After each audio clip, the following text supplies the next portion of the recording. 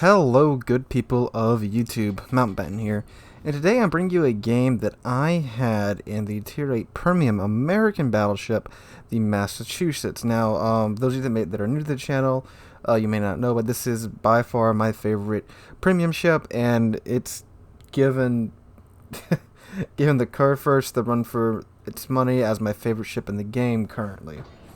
So the Massachusetts, for all intensive purposes, is North Carolina with way less accurate guns, but way better secondaries and a much better hill.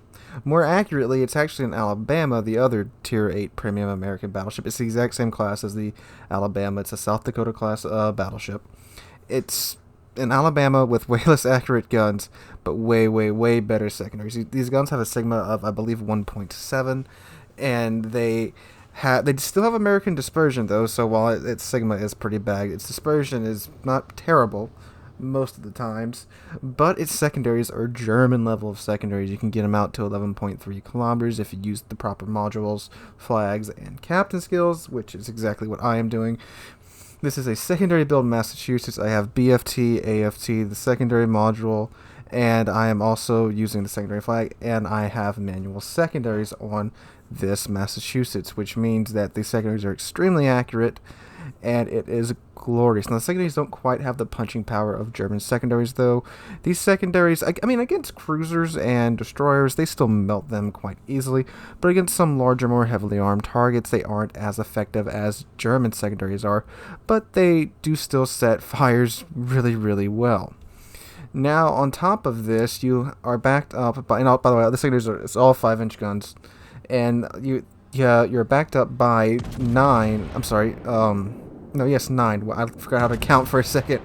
By 9 16-inch guns, and there you go. You see, the dispersion is much worse than what American battleships are known for, but it is still quite capable of punching things at close range. That's exactly what the ship is designed to do. It's a brawler Alabama or a North Carolina.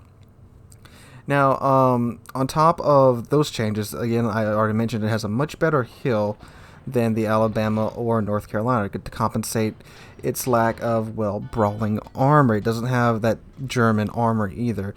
It's got the same armor as the Alabama, which has slightly better armor than the North Carolina. These three ships are pretty much all clones of each other. I mean, there are of course design differences between the North Carolina and the Alabama and the Massachusetts, but they're all pretty much the same ship stat-wise and how they play in game, except of course like the Massachusetts is a brawler, where the Alabama and the North Carolina are more in that medium range sniper-ish role that American battleships are known for. So its armor is quite squishy, and like I said, it is compensated for that via the enhanced repair party, which it's not like the Soviets where you only get 4. I haven't got Superintendent yet. That is my last captain point skill to get on this captain. To get him to be a 19-point captain is Superintendent. I'm running preventive maintenance, MLG turrets, BFT, AFT, adrenaline rush, and manual fire for secondaries. So this is pretty much an almost my ideal captain build for the Massachusetts, which is soon to be complete. So anyway, this game right here, this is a Tier 8 game. It's not Tier 10. I am top tier, which is great, which means I have some Tier 7 and Tier 6 ships to poke. Speaking of Tier 6 ships, there's the Ismail. The Soviet Tier 6 battleship is giving me a quite lovely broadside profile, but he did manage to turn there at the last second and avoid most of that damage. Now, I'm shifting my secondaries from the Ismail to the Nuremberg because, like I said, the secondaries aren't all that great at damaging battleships. Against cruisers, though, they do much better, so that's why I'm focusing on the Nuremberg, even though it's further away. Nuremberg goes behind an island, and now the Ismail is the better target. I also have a Richelieu there pushing up. The Richelieu is the enemy team's Tier 8 battleship, which isn't really much competition for the Massachusetts, especially at this kind of range. So right there, I thought he was actually going to collide with that Ismail, which he did, but he collided with him later than I thought, so my aim wasn't exactly perfect. Leander, really squishy ship, perfect for the secondaries to go beat up on.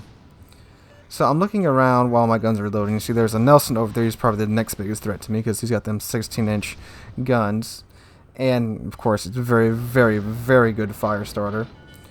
See the Leander, he's going forward. I'm trying to guesstimate if he's going to turn or not. Island eats most of my shells there. Now, the Massachusetts, it definitely gets its accuracy through volume at range. So that's why I'm waiting to get either targets that are broadside on or wait until I get all my guns on target to shoot at them. Because, again, not all that accurate at range. But in this 12 to 13-ish kilometer range, it actually is not that bad.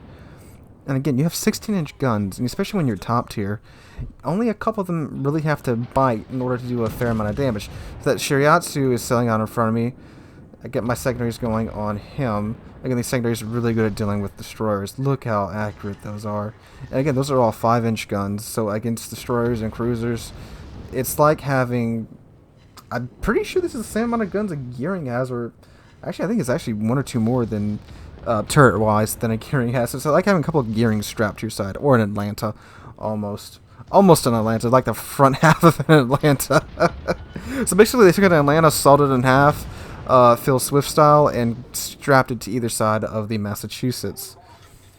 So that destroyer gets away with a lot of his health. Going to get one last tag on it there with the secondaries. So now I am watching this Richelieu. He's charging a Gneisenau. Now, Gneisenau can't hit crap at range, but from about 10 kilometers, then it's a death machine, and he's definitely within 10 kilometers of that Richelieu. And that's the guy Gneisenau's best place to be, although he is being targeted by, well, most of the enemy team because he is out in the open. And I believe that's him, and no, that's not him in chat there, but there you go. He gets his torpedoes off on the Richelieu. Now, will they bite? Looks like they missed. Yep, they missed. So now that Gneisenau either has to run away, and Gneisenau's got great armor, so even against the Richelieu, he can just sit back and kite away and deal with him. Now that Richelieu was almost dead, but then he's just popped his damage con. So he's speeding up here. I take a guess shot, but I didn't notice that the plume from his smokestack was that super black plume, which means he's popped his engine boost, which wouldn't matter. Anyway, orange, he just screwed me over on that shot. So I didn't aim up far enough for it to really hit his citadel or any of his juicy bits. But he's speeding up now. Ooh, that damage con is saving his life something fierce here. That Gneisenau was taken out by the Ismail, surprisingly. But repair party can only do so much, and that Richelieu does go down. So that leaves the Leander, Ismail, and I believe that, oh god, what's that German? Nuremberg, the Nuremberg over there behind that island, all within 13 kilometers of me, and not that bad of range for the Massachusetts. So Leander, I pick on him next. He's a British cruiser. Definitely easiest thing for these guns to delete. And it doesn't look like they're going to comply with that, although I do tag him with 1. So there's an Akazuki up there at 11 kilometers when there's another destroyer in that smokescreen. I look to see what it is, and I decide I'm going to risk it here and turn around in front of him. Also, this Nuremberg decides to come out and play. He's only 8 kilometers away from Massachusetts. Definitely not where you want to be in a cruiser, especially a German one, giving me that broadside. German cruiser, more armor, easier to bite into for the guns, and there he goes. I think he was maybe 1,000 or 2 health away from me getting a death strike there. Alright, so Nuremberg gone.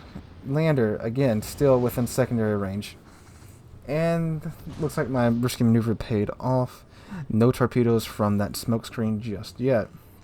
So that island's between me and the smokescreen, which means I'm good and safe from any torpedoes. So I start to turn my bow to north again.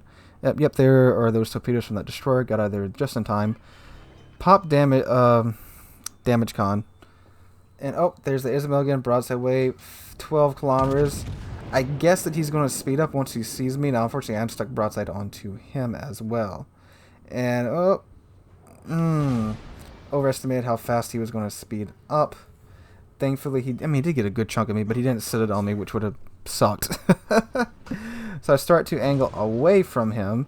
I'm looking at mid now because you see, if you look on the mini-map right now, there's a battleship and a destroyer just probably waiting to come in at mid.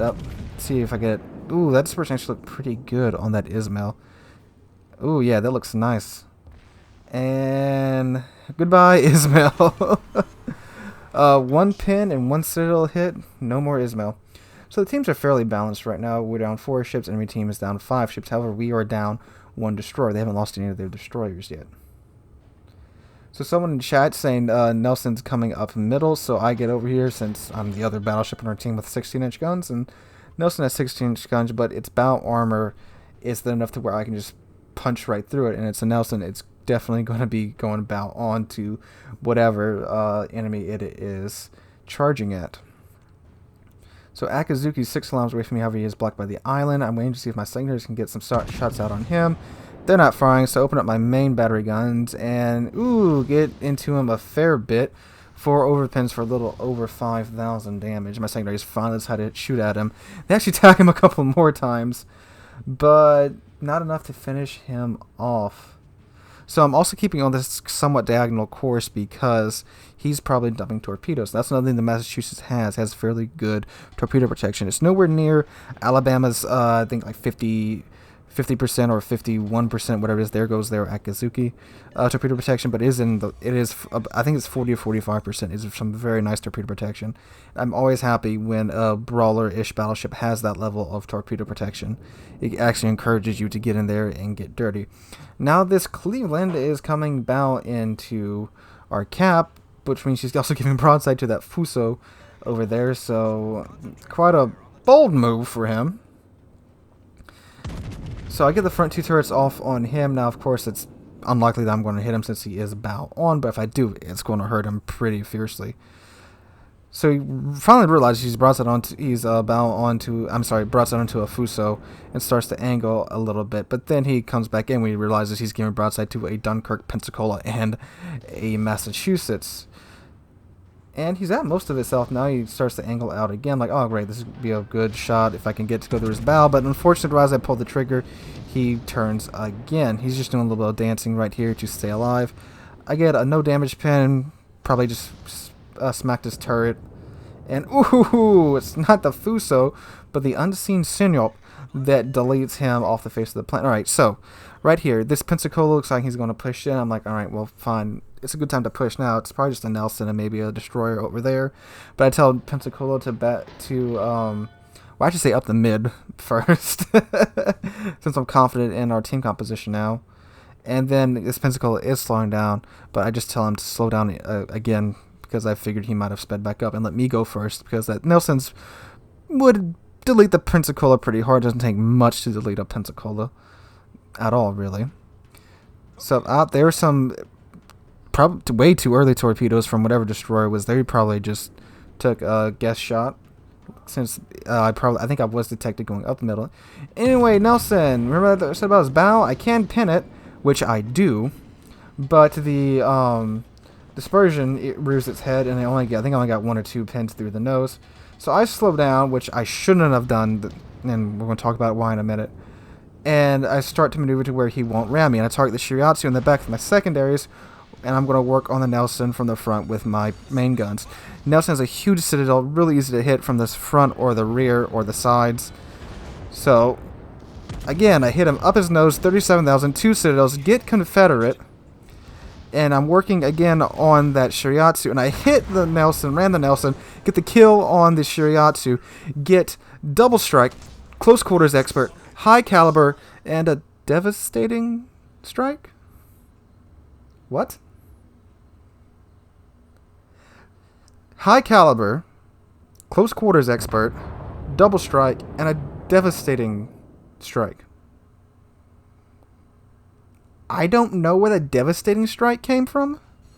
The Nelson was at 10,000 health when I rammed him. The Shiratsu had a couple of hundred health left. I don't know.